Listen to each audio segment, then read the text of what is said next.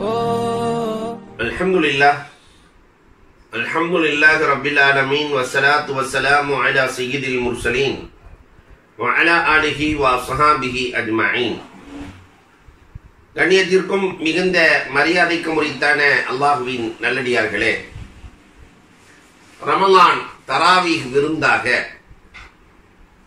நாம் மலக்குமார்களை பற்றி பார்த்து வருகிறோம்.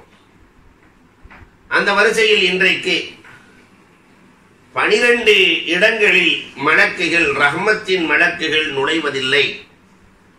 ரஹ்மத்தின் மலக்குகளை விட்டு நாம் தூரமாகிறோம். அந்த 12 இடங்கள் என்ன என்பது குறித்து உங்களோடு நான் சில செய்திகளை பகிர்ந்து கொள்ள ஆசைப்படுகிறேன். முதலாவதாக பெருமானார் ஸல்லல்லாஹு அலைஹி வஸல்லம் சொன்னார்கள், இன்னல் மலாயிகத லா தத்குலு பைத்தன் ஃபீஹி கல்புன். எந்த வீட்டிலே நாய் இருக்கிறதோ அங்கு ரஹ்மத்தின் மலக்குகள் நுழைவதில்லை. இன்றைக்கு செல்ல பிராணிகளாக வளர்க்கப்படுகிற சூழலை நாம் பார்த்து வருகிறோம். அல்லாஹ் இந்த சமுதாயத்தை பாதுகாத்தருள்வானாக. வீட்டிலே நிறைய நாடுகளிலே நாய்க்கு சொத்தை எழுதி வைக்கிற சூழல் கூட சமூகத்தில் நடந்து கொண்டுதான் இருக்கிறது. தன் பிள்ளைகளை விட அந்த பிராணியை செல்லமாக வளர்க்கிற சூழல் இருக்கிறது. இன்னும் இஸ்லாமிய சமுதாயம் இந்த நிலையிலிருந்து நீங்கி இருக்கிறது என்று நாம் நினைக்கிறோம். பெருமானாரினுடைய அந்த ஹதீஸின்படி இந்த சமுதாயம் வாழ்கிறது. அல்லாஹ் வாழ வைப்பானாக.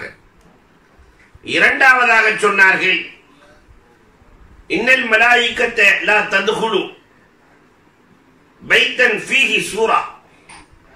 எந்த வீட்டிலே உருவப்படங்கள் இருக்கிறதோ, போட்டோக்கள் இருக்கிறதோ அந்த வீட்டிலே மலக்குகள் நுழைவதில்லை.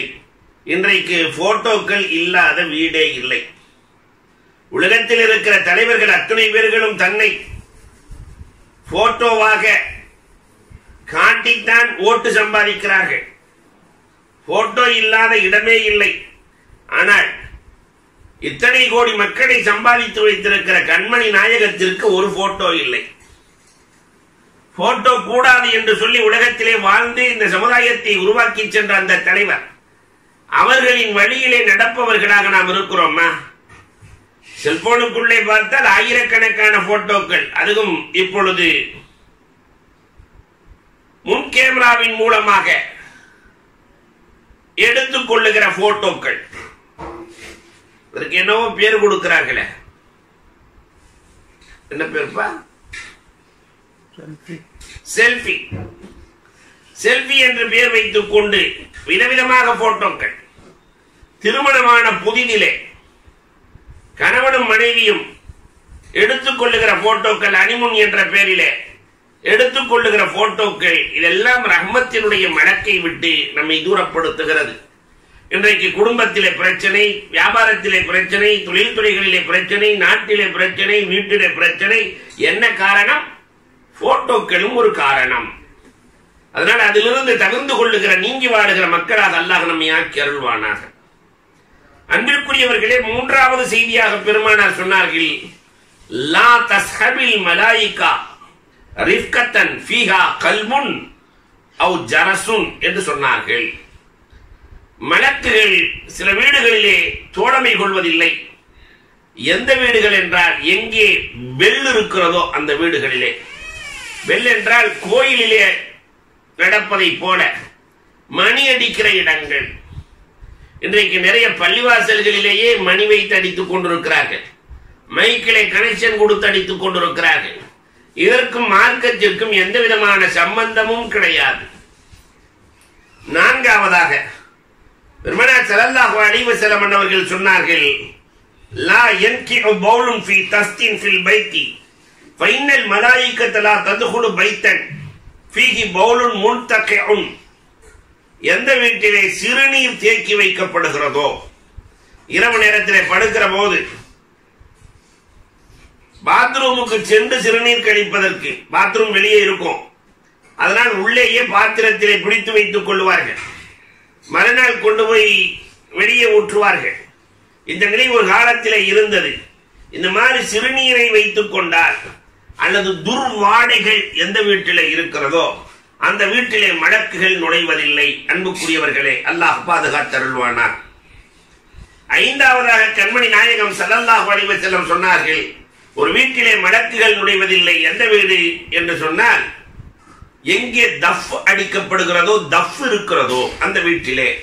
தஃப் என்றால் மியூசிக் சாதனங்கள் எங்கே இருக்கிறதோ அந்த வீட்டிலே. இன்னைக்கு மியூசிக் இல்லாத வீடே இல்லை, மியூசிக் கேட்காத மனிதர்களே இல்லை. காதிலே வயரை மாட்டிக்கொண்டு பைக்கிலே போகிற போது மியூசிக் கோடு தான் செல்லுகிறான். அதிலும் வண்டியில எஸ் போட்டு ஓட்டுகிறான், பஸ் கிஸ் போட்டு விடுகிறது, ஆள்காலியாகி விடுகிறான். இதுதானே இன்றைக்கு நம் சமூகத்தினுடைய நிலைப்பாடு. மியூசிக் சாதனங்கள் இருக்கிற வீட்டிலே மலக்குகள் நுழைவதில்லை.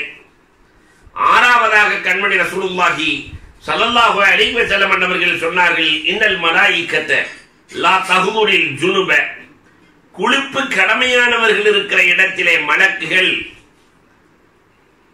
தோழமை கொள்வதில்லை. ஒருவருக்கு குளிப்பு கடமையாகிவிட்டால் உடனே இரவு நேரமாக இருந்தால் எழுந்து ஒழு செய்து கொள்ள வேண்டும். சாப்பிடுவதற்கு முன்னால் குளிப்பு கடமையாயிருச்சு, அப்படியே போய் சாப்பிடுறது மக்ரூஹ். அதனால் ஒழு செய்து கொள்ள வேண்டும்.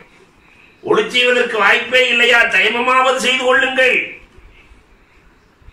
ஆனால் இன்றைக்கு குளிப்பின் கடமை கூட தெரியாத நிறைய பேர்கள் சமூகத்தில் வாழத்தான் செய்கிறார்கள்.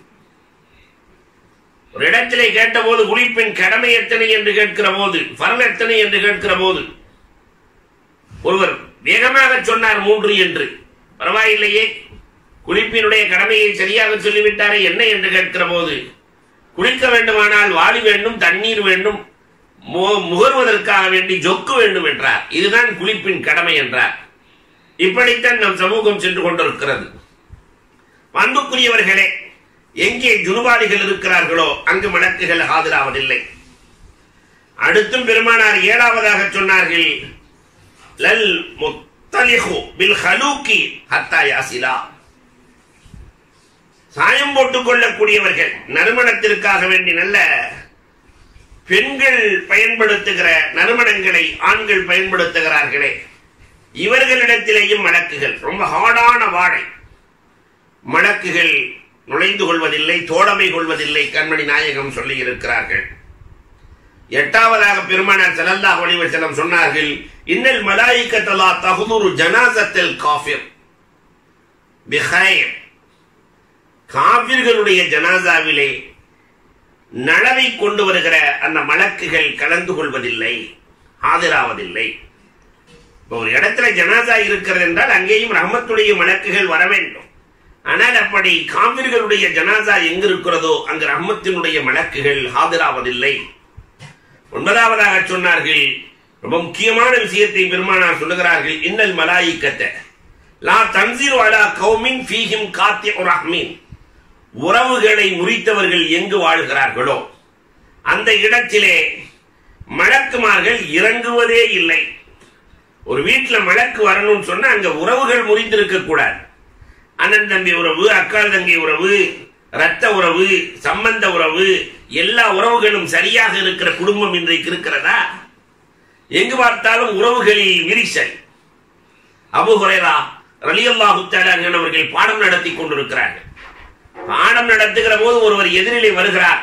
அவரை பார்த்தவுடன் பாடம் நடத்துகிற அபூ ஹுரைரா ரலியல்லாஹு தஆலா எழுந்து ஓடுகிறார்கள். நடக்கவில்லை, ஓடுகிறார்கள். ஒருவர் கேட்டார், இவ்வளவு வயதிலே அபூ ஹுரைரா ஓடிக்கொண்டிருக்கிறீர்கள், என்ன காரணம்? இல்லை, உறவை முறித்தவன் வந்து கொண்டிருக்கிறான், அவன் வருகிற இடத்தில் மலக்குகள் வருவதில்லை, அதனால் தான் நான் ஓடிக்கொண்டிருக்கிறேன் என்றார்களா? அப்ப உறவுகள் விஷயம் எவ்வளவு முக்கியமானது. ஆனால் இன்றைக்கு ஒவ்வொரு குடும்பமும் உறவுகளை முறித்தவர்களாகவே வாழுகிறோம். மாமியாவோடு நெருக்கமாக இருக்கிற எத்தனை மருமகள் இன்றைக்கு இருக்கிறார்கள். தன் நாத்தனார்களோடு நல்ல பண்பு கொண்டவர்கள் எத்தனை பேர்கள் இருக்கிறார்கள். அன்புக்குரியவர்களை எண்ணி பார்க்க வேண்டும். அண்ணன் தம்பி மனைவிகளோடு நல்ல நடத்தை கொண்டவர்கள் எத்தனை பேர்கள் இருக்கிறார்கள். பார்க்கும் போதே குறை பார்வையிலேயே பார்க்கிற பண்பாடு இருக்கிற போது எங்கே மலக்குகள் வருவார்கள்? அன்புக்குரியவர்களை எண்ணி பார்க்கிறோம். 10ஆவதாக பெருமானார் ஸல்லல்லாஹு அலைஹி வஸல்லம் சொன்னார்கள், லா தஸ்ஹபில் மலாயிகா ரிஃப்கா ஃபீஹா ஜல்ஜல், எங்கே கடும் சப்தம் இருக்கிறதோ, கூச்சலும் குழப்பமும் இருக்கிறதோ, சண்டை சச்சரவுகள் இருக்கிறதோ, அங்கு அந்த இடத்திலே மலக்குகள் இருக்க ஆசைப்படுவதில்லை. அமைதி நிலவுகிற இடம்தான் மலக்குகளுக்கு பிடித்தமான இடம். இன்னைக்கு பாகின்னு சொன்னாலே ஒரே சண்டையாக வல்லவா இருக்கிறது. அன்பிற்குரியவர்களை எண்ணி பார்க்கும். 11ஆவதாக பெருமானார் ஸல்லல்லாஹு அலைஹி வஸல்லம் சொன்னார்கள், யார் இந்த மரத்திலிருந்து சாப்பிடுகிறார்களோ, மன் அக்ரமின் ஹாதிஹி ஷஜரா அஸூம் வல் பஸல் ஃபலா யக்ருபன்ன மஸ்ஜிதனா ஃபைனல் மலாயிகத ததஅத்தா மிம்மா யதஅத்தா மின்ஹுல் இன்சான். வெள்ளப்பூண்டையும் வெங்காயத்தையும் நீங்கள் சாப்பிட்டு விட்டு பள்ளிக்கு வர வேண்டாம். ஏனென்றால் மலக்குகள் இதனால் கஷ்டப்படுகிறார்கள். துர்வாடை. பெருமானார் ஸல்லல்லாஹு அலைஹி வஸல்லம் பள்ளிவாசல்ல பக்கத்துல நிற்கும் போது காற்றலைகளால் கூட அடுத்தவர்களின் இதயம் காயப்பட்டு விடக்கூடாது என்று நினைத்தார்கள். அதனாலதான் வெள்ளப்பூடு சாப்பிட்டு வெங்காயம் சாப்பிட்டு வராதீங்கன்னாங்க. இன்னைக்கு சிகரெட்டை அடித்து விட்டு ஜம்மென்று வந்து நிற்கிறார். தண்ணீரை அடித்து விட்டு சாராயத்தை குடிச்சிட்டு வந்து நிக்கிறான். பக்கத்தில் இருக்கிறவன் நிக்க முடியுமா? இந்த இடங்களில் மலக்குகள் நெருங்குவதே இல்லை. இவர்களினுடைய சூரத்துல் ஃபாத்திஹாவுக்கு அவர்கள் ஆமீன் சொல்வதில்லை. அன்புக்குரியவர்களே, அப்ப நம்ம தொழுகை எப்படி இருக்கும் என்பதை கொஞ்சம் எண்ணி பார்க்க வேண்டும். நிறைவாக பெருமானார் சொன்னார்கள், லா தஸ்ஹபில் மலாயிகா ரிஃப்கத்தன் ஃபீஹா ஜில்து நமீர். சிறுத்தையின் தோல் எந்த வீட்டில் இருக்கிறதோ, இன்றைக்கு யானை தோலை வச்சு, யானை காலை வச்சு, சிறுத்தை தோலை வச்சு வீடுகளை அலங்காரம் செய்கிற காட்சிகளை பார்க்கிறோம். மிருகங்களின் தோள்கள் எந்த வீட்டில் இருக்கிறதோ அங்கு மலக்குகள் நுழைவதில்லை. ரஹ்மத்தின் மலக்குகள் வருவதில்லை. கண்மணி நாயகம் சொல்லி இருக்கிறார்கள், ரஹ்மத்தினுடைய மலக்குகள் நுழைகிற இல்லங்களாக நம்முடைய இல்லம் இருக்க வேண்டும். இந்த 12 சூழ்நிலைகளில் இருந்து அல்லாஹ் ரப்பல் ஆலமீன் இந்த சமுதாயத்தை பாதுகாத்திடுவானாக. வாஹ்ரு தஅவானா அல்ஹம்துலில்லாஹி ரப்பில் ஆலமீன்.